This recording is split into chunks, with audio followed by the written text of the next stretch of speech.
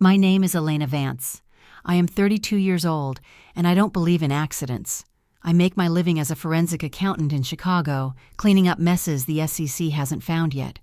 My job isn't math, it's archaeology. I dig through layers of corporate sediment, shell companies, offshore trusts, ghost employees, to find the bones buried at the bottom. I spend 12 hours a day predicting worst-case scenarios for strangers. I tell CEOs their CFO is embezzling. I tell boards their merger is a suicide pact. I am the person you hire when you want to know exactly how bad the bleeding is. But the thing about staring into the abyss for a living is that you forget to check your own blind spot. You forget that the most dangerous red flags aren't hidden in a Cayman Islands ledger. They're sitting at your parents' kitchen table. It started on a Tuesday afternoon, right between a risk assessment for a failing bank and a cold cup of coffee. One voicemail, 10 seconds. I tapped play and heard my mother's voice. It was flat, devoid of warmth, sounding like a hostage reading a ransom note. "Elena, it's Mom. We've made a decision. You're out. Don't come back to the house. We're moving on without you. Please don't call." I didn't drop the phone. I didn't cry. My heart rate didn't even spike. My brain just did what it always does. It switched to audit mode. "You're out." That's not how my mother speaks. Martha Vance uses 40 words just to ask someone to pass the salt. This wasn't a conversation. This was a verdict. 15 minutes later, the reality of that verdict hit me in the lobby of a coffee shop. "That'll be $6.50, the barista said. I tapped my card. The machine buzzed, declined. I tried again. The screen flashed a message, "Do not honor." That is bank speak for stolen or frozen. I walked to a quiet corner and pulled up my banking app. Access denied. My personal checking, locked. My savings, locked. The family LLC account I set up to manage our property renovation, vanished. Not just locked, gone. As if I had never been a signatory. Panic is a luxury I couldn't afford. This wasn't a glitch, it was a synchronized demolition. And there was only one person in my family who knew my security questions. One person who watched me type in my passcodes over Christmas dinner because she forgot hers. Tessa, my little sister. The creative one, the victim, the black hole. I got into my car, the Chicago winter battering the windshield, and called my father. It went straight to voicemail. Then my phone rang. It was Arthur Pym, the family lawyer I had hired, the man whose retainer I paid. But Arthur wasn't calling as a friend. "I represent the Mitchell Vance Trust," he said, his voice cold and bureaucratic. "I've been instructed to inform you that any attempt to contact my clients will be considered harassment. You have been removed as a managing member for gross misconduct." I almost laughed. "Misconduct?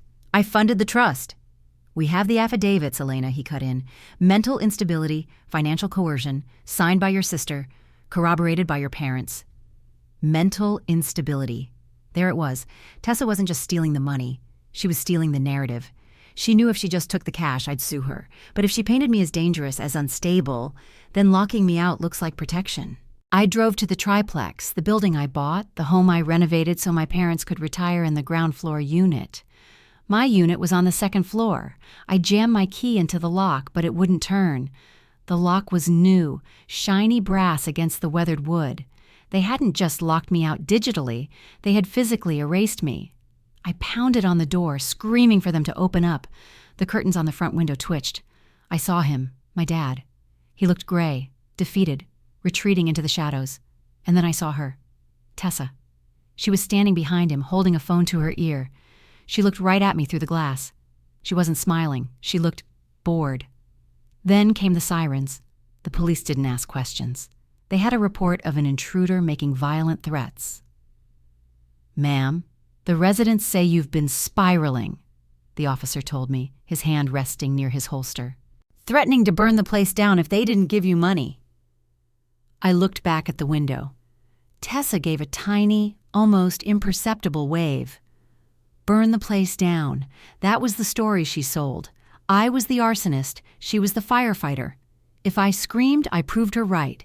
If I fought, I went to jail. So I left.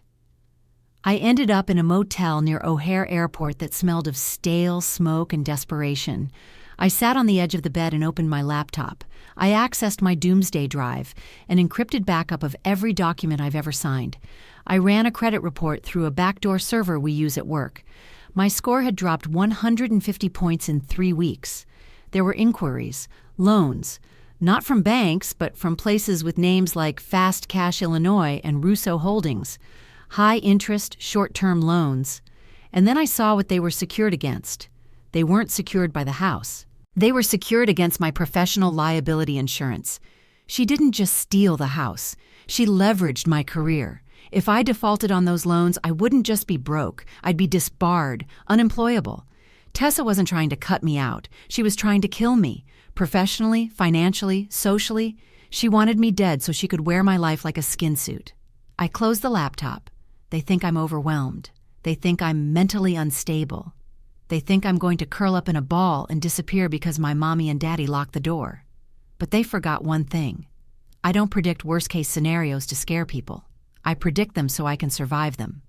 I picked up a burner phone and dialed the one number in Chicago I swore I'd never use, a private investigator who owes me a favor. It was time to stop being the daughter. It was time to become the auditor. And I was going to audit them all. Jack, the private investigator I called, isn't the kind of guy who offers you a shoulder to cry on when your life implodes. He's the kind of guy who would sell you an umbrella at a 300% markup during a hurricane. When I told him I wanted to investigate my own sister, Jack didn't ask, why? He just asked, cash or wire? I told him, credit. If you find what I need, you get double. If you don't, we both sink. Jack laughed, a dry, rattling sound like gravel in a cement mixer. All right, Vance, welcome to hell. That night I slept in fits and starts beneath the roar of jet engines near O'Hare. When dawn broke, dragging the bone-deep chill of Lake Michigan with it, I knew I couldn't just hide in that motel room forever. I needed to get to the office. I needed to salvage my career before Tessa could swing the axe. But I was already too late. At 8 a.m., I stood in front of the revolving doors of my office building in the Loop. I tapped my badge. Red light. I tapped it again. Still red. A sharp, piercing beep cut through the morning air, and immediately 2 security guards stepped forward. These weren't the guys who waved hello to me every morning. They looked at me like I was a pathogen that needed to be contained. "Miss Vance," one said, his hand resting casually near his baton, "we have instructions to deny you entry. Your personal effects will be mailed to you." "This is a mistake," I said, keeping my voice steady even though my blood was boiling. "Call my managing director. Call HR." "HR is the one who flagged your badge," he replied, handing me a printed slip of paper. "You've been placed on immediate administrative leave pending an internal investigation regarding harassment and workplace safety threats." I stood frozen on the sidewalk as commuters streamed past, eyes averted. Workplace safety threats? I'm a risk assessor, not a thug. I pulled out my phone. Work email, locked. I opened LinkedIn. And that's when I saw it. Tessa hadn't just blocked me. She had redesigned me, pinned to the top of her profile. An account with 40,000 followers, was a long, tear-jerking post. It was a photo of her and my parents, huddled together, eyes red and puffy. The caption read, "Our hearts are shattered to make this decision regarding my beloved sister. Mental health is a silent battle. Please pray for Elena, and please forgive her if she lashes out. We still love her, but we need to be safe." Below it were hundreds of comments. "Stay strong, girl. So scary when family turns on you. Hope she gets the help she needs." I felt the bile rise in my throat. This was gaslighting at a masterclass level. Tessa wasn't just lying. She was replacing reality. She had turned my resistance into a symptom of mental illness. She had turned my righteous anger into irrational aggression. If I went online now and screamed that she was a liar, I would only be proving her point. I was the unstable one spiraling out of control. I had lost my home. Now I had lost my job. And with that post, I had lost my reputation. No reputable financial firm in Chicago would hire a forensic accountant who was publicly disowned by her family for being dangerous. I retreated to my Fleabag motel and turned it into a war room. I taped stolen receipts to the peeling wallpaper. I drew cash flow diagrams on the back of pizza boxes.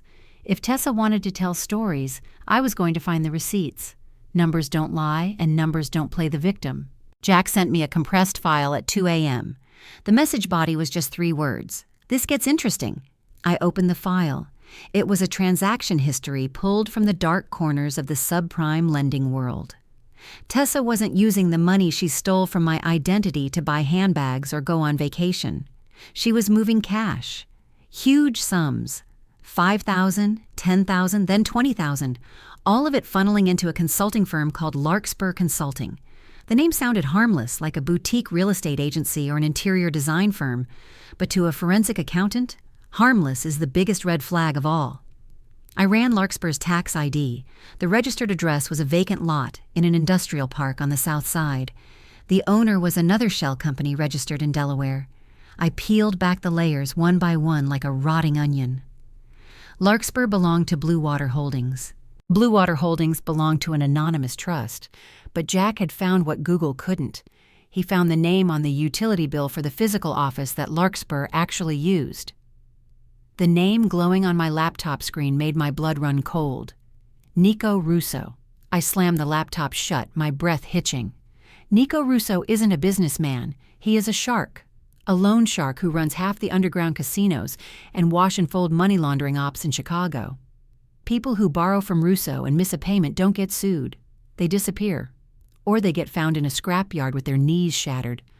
Suddenly, the picture snapped into focus. It was a nightmare. Tessa wasn't launching a startup. She wasn't making bad investments. She was in the hole, deep. She owed the mob. The reason she stole my house, my money, and my identity wasn't greed, it was panic. She was trying to buy her own life with my assets. And worse, she had dragged our parents into it. Mom and Dad thought they were protecting their fragile youngest daughter from her bullying big sister. They didn't know they were signing their names on a death warrant. I looked out the window at the flickering neon sign buzzing against the snow. I couldn't sue Tessa in civil court. The courts are too slow. If Russo didn't get his money, he wouldn't wait for a subpoena. He would come looking for the owner of the collateral, and on paper that owner was me. Tessa hadn't just kicked me out of the house. She had turned me into a human shield. I picked up the phone and called Jack. "Jack," I said, my voice colder than the blizzard outside. "Forget the infidelity checks or the petty fraud. We are dealing with the Russo family." The line went silent for a long time. Then Jack sighed, a heavy, resigned sound. "Then the price just tripled, Vance, and you should probably buy a gun." I hung up. I didn't need a gun. I had something much more dangerous. I knew where Russo's money was going, and I knew how to stop the flow.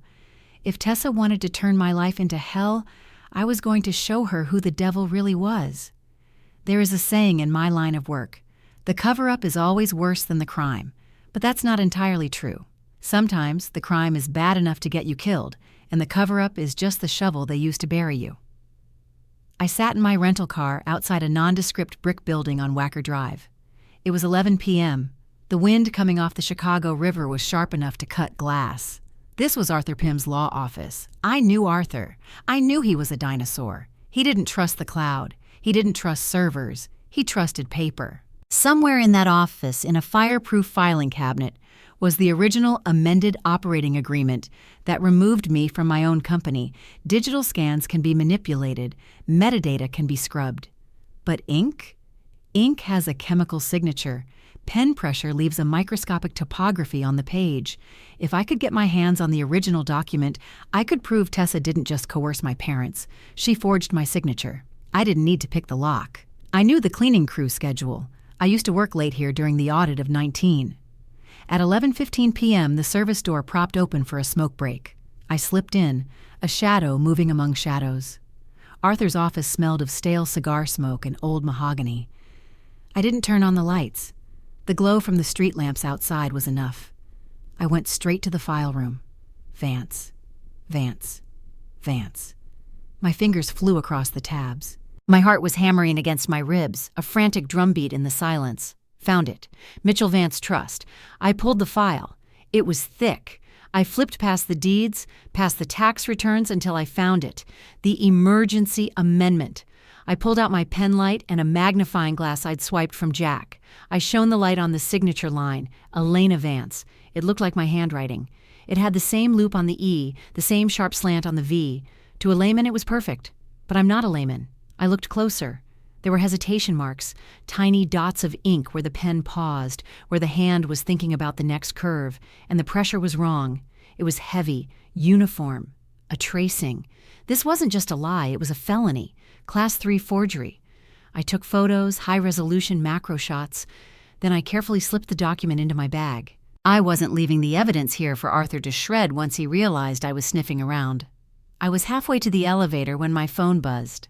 A text from an unknown number. "Your dad is at the Galaxy Diner on Western, alone. You have 20 minutes. It was Jack. I drove like a maniac. The Galaxy Diner is a 24-hour grease pit where the coffee tastes like battery acid and the lights are bright enough to perform surgery. I saw him in a booth near the back. My father, Robert Vance. He looked 10 years older than he had a week ago.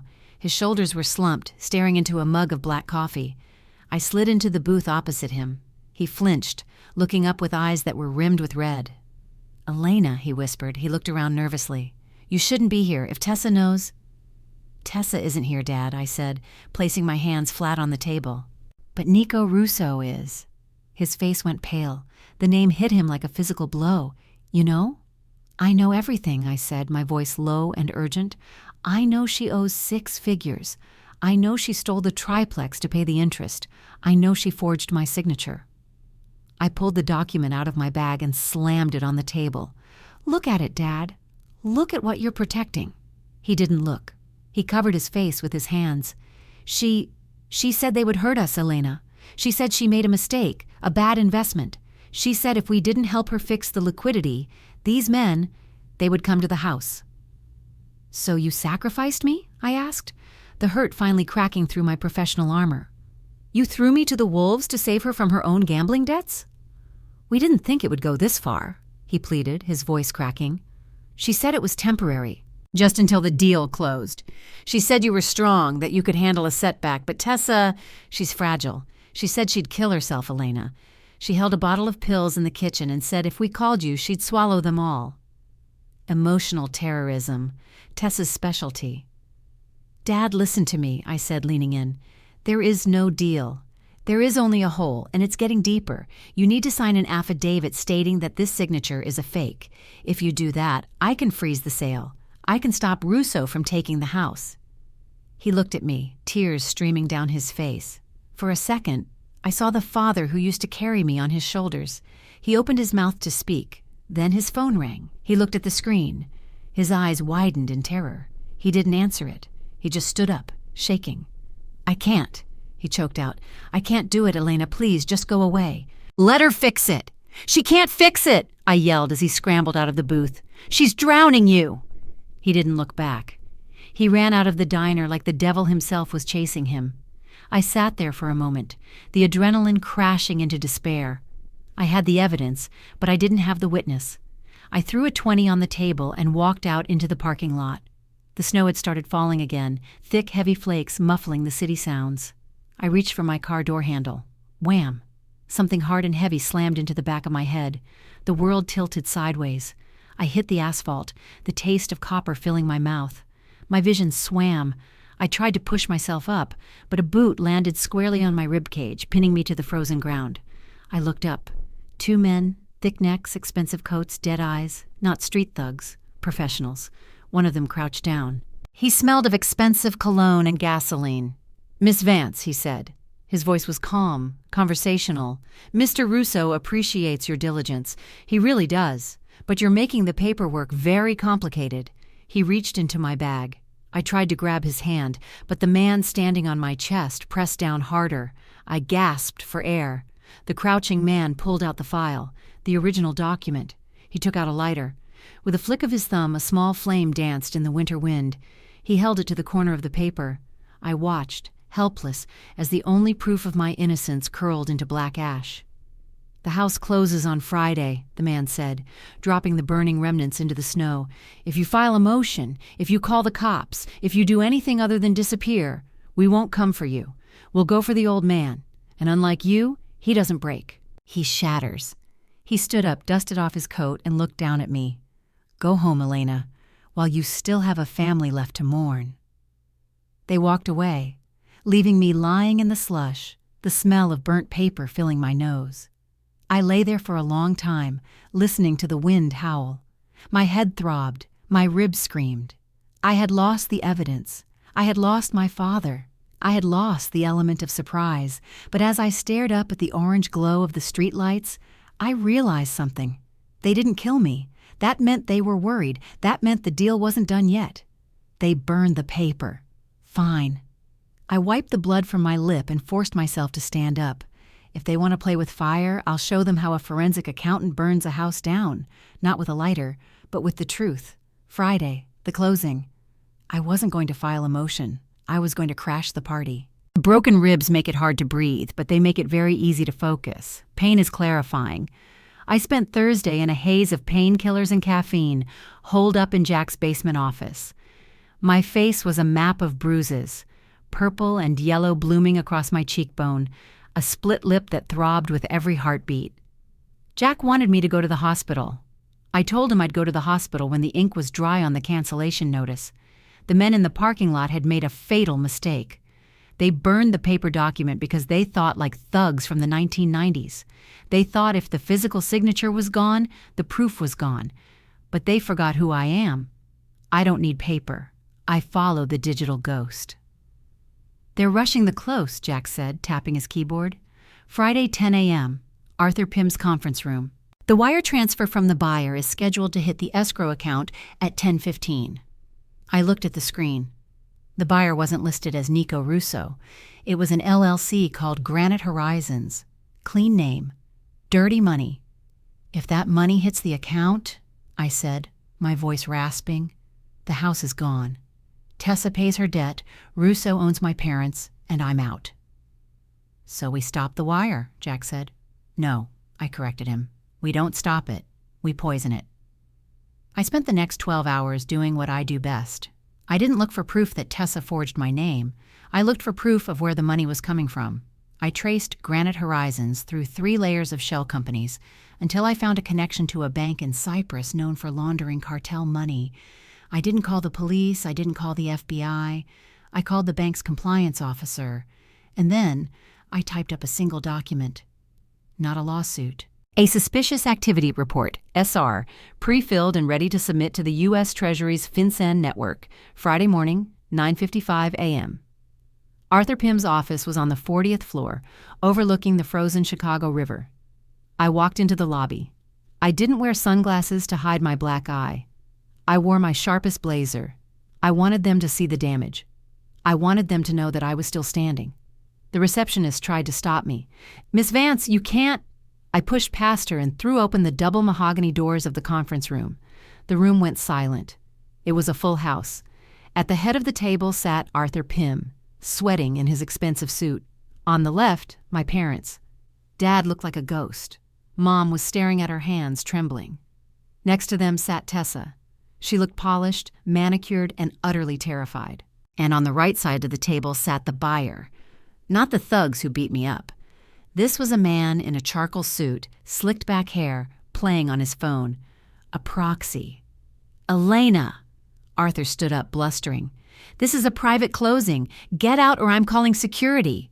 Tessa jumped up. "She's crazy! Look at her face! She's been in a fight! Get her out of here!" I didn't scream. I didn't shout. I walked calmly to the empty chair at the foot of the table and sat down. Every movement sent a spike of agony through my ribs, but I didn't flinch. "Sit down, Arthur," I said. My voice was quiet, but it carried the weight of a gavel. "Nobody is signing anything." "You have no authority here," Tessa hissed, her eyes darting to the buyer. "Mom, tell her to leave." I ignored her. I looked directly at the buyer. "You're Mr. Sallow, correct?" I asked. The man looked up from his phone. He had dead, shark-like eyes. "And you are the sister with the mental health issues." "I'm the sister who knows how to read a balance sheet," I said. I slid a folder across the polished table. It stopped perfectly in front of him. "That is a draft of a suspicious activity report. It details the origin of the funds for Granite Horizons. It links this purchase directly to the Cyprus accounts and the Russo family syndicate." The room temperature seemed to drop 10 degrees. "So?" Sallow said, leaning back. "Paperwork." "Not just paperwork," I said. "I have a friend in the compliance department of the receiving bank. If I text him a specific code, he flags this wire transfer as Tier 1 laundering. The moment that money touches the escrow account, the IRS freezes it. The FBI gets an automatic alert. And your boss, Mr. Russo? He loses $2 million in a federal seizure. I leaned forward. If you sign that deed, you don't get a house, you get a federal investigation. Sallow picked up the folder. He read the first page. His expression didn't change, but his jaw tightened. You're bluffing, Tessa squeaked. She's bluffing. She just wants to ruin it. Sign the papers, Dad, please. I don't bluff, Tessa, I said, never taking my eyes off Sallow. I audit. Sallow looked at Arthur Pym. Is this true? Can she freeze the wire? Arthur looked like he was about to vomit. If she has flagged the account with FinCEN, the bank is obligated to hold the funds for 180 days. It creates exposure. Sallow closed the folder. The sound was like a gunshot in the quiet room. He stood up. He didn't look at Tessa. He didn't look at my parents. He looked at me with a strange mix of hatred and respect. The deal is dead, Sallow said. No, Tessa screamed, grabbing his arm. No, you can't. We have a deal, I promised. Sallow shook her off like she was a piece of lint. We don't do business with heat, and this, he gestured to me, this is a forest fire. He walked to the door. Before he left, he turned to Tessa. Mr. Russo is very disappointed. The interest rate just doubled. You have 24 hours. The door clicked shut. Silence returned, but this time, it wasn't the silence of business. It was the silence of a bomb crater. Tessa collapsed into her chair, sobbing. You ruined it. You ruined everything. They're going to kill me. My mother finally looked up. Elena, what have you done? I stood up, gripping the edge of the table to keep my legs steady. I just saved your house, I said. And I saved you from being accomplices to a federal crime.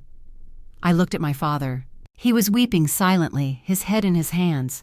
He knew. He had known the whole time, and he had been too weak to stop it. Tessa, I said. She looked up, her face a mask of ruined mascara and hatred. You have 24 hours, I repeated Sallow's words. I suggest you start running, because I'm not the one coming for you. They are. I turned to Arthur Pym. And Arthur, you're going to be disbarred. I'm filing the complaint with the ethics board on my way out. I walked out of that conference room. My ribs were on fire. My face was throbbing. I had no job, no family, and enemies who wanted me dead. But as I stepped into the elevator and the doors closed, shutting out the sound of Tessa's wailing, I finally exhaled. I had walked into the lion's den, and I was the one who walked out with the teeth. In accounting, zero balance is the goal. It means the books are closed. The debts are paid, the ledger is clean, but in life, getting to zero doesn't feel like a victory. It feels like an amputation. I didn't leave the building immediately after the meeting. I sat in my car in the parking garage, listening to the police scanner on my phone, waiting for the inevitable. But the sirens didn't come. Instead, 20 minutes later, my father came out. He wasn't walking. He was shuffling. He looked like a man whose spine had been surgically removed. He saw my car. He hesitated, then walked over and tapped on the glass. I rolled the window down 2 inches. Russo's men gave us a number, he said, his voice hollow. If we wire the principal amount by tomorrow noon, they walk away. No interest. They just want their capital back. And the amount? I asked. 300,000, he whispered. We don't have it, Elena. The retirement accounts are drained. Tessa! She took it all. I stared at him. The man who taught me how to ride a bike. The man who watched his youngest daughter loot his life savings and said nothing because he wanted to be the good dad. The triplex, I said. He flinched. It's our home. It's an asset, I corrected. And it's the only thing keeping your daughter out of a landfill. I unlocked the doors. Get in. We're going to sell it. The next 6 hours were a blur of aggressive negotiations. I didn't sell the house to a family. There was no time for inspections or mortgages. I called a we buy ugly houses cash investor I knew from my foreclosure audits. I sold the building I had lovingly restored, for 60 cents on the dollar. It was a bloodbath, but it produced a cashier's check by 9 a.m. the next morning. We met Sallow, the proxy, in a diner parking lot. No words were exchanged. He took the check, he checked the amount, he nodded once and drove away. The debt to the mob was paid, but the debt to me? That was just beginning. I drove my parents and Tessa back to the now empty apartment. Boxes were already packed. They were effectively homeless, moving into a cheap 2-bedroom rental on the outskirts of town. Tessa sat on a box, looking strangely relieved. She thought the nightmare was over. She thought she had survived. She looked at me, managing a weak, manipulative smile. Elena, I know things got crazy, but thank you. I knew you'd fix it. We can start over now, right? I reached into my bag and pulled out a manila envelope. No, Tessa, I said. We don't start over. You answer. I handed the envelope to my father. What is this? He asked. That, I said, is a copy of the police report I filed this morning. Identity theft, wire fraud, forgery, and grand larceny. Tessa's face went white. You called the cops on your own sister after we paid the money? The money paid off Russo, I said, my voice steady. It kept you alive, but it didn't clear my name. I pointed to my black eye. You destroyed my reputation. You got me blacklisted. The only way I get my license back, the only way I work again, is if there is an official record stating that you were the criminal, not me. You can't do this, Mom screamed, grabbing my arm. She'll go to prison. She has a record. I pulled my arm away. She should have thought about that before she lit a match to my life. If you do this, my father said, his voice trembling with a mix of rage and shame, you are destroying this family. If you send her to jail, don't bother coming to Christmas. Don't bother calling. I looked at them. The three of them, huddled together in their dysfunction, a closed loop of toxicity. Dad, I said softly, I didn't destroy this family. I just audited it. 2 hours later, the detectives arrived. I didn't stay to watch them put the handcuffs on Tessa. I didn't need to see her cry. I'd seen her cry 1,000 times to get what she wanted. This time, the tears wouldn't work on the judge. Epilogue. Time, 6 months later. The view from my new office is spectacular. I started my own firm, Vance Forensic Auditing. Business is booming. It turns out when you single-handedly stop a money laundering scheme and turn in your own family for fraud, clients trust you. They know you don't compromise. Tessa took a plea deal. 18 months probation, community service, and restitution she will never be able to pay. She works at a warehouse now, packing boxes. My parents stopped speaking to me. They visit her, blame the legal system, blame me. They live in a small apartment, surviving on Social Security. I send them a check every month, enough to cover rent, but not enough to bail Tessa out. The check comes from a blind trust. They can cash it, but they can't reply to it. Sometimes late at night, when the wind howls off Lake Michigan, I think about the triplex. I think about the empty chair at the dinner table. It's lonely at the top. It's quiet. But then I look at my bank account. I look at my front door, which has a lock that only I control. I look at my life, free of lies, free of fear, free of the anchor that was dragging me down. I open my laptop. I check the ledger. Assets, freedom, safety, truth, liabilities, none. The balance is 0. And for the first time in my life, the numbers add up perfectly.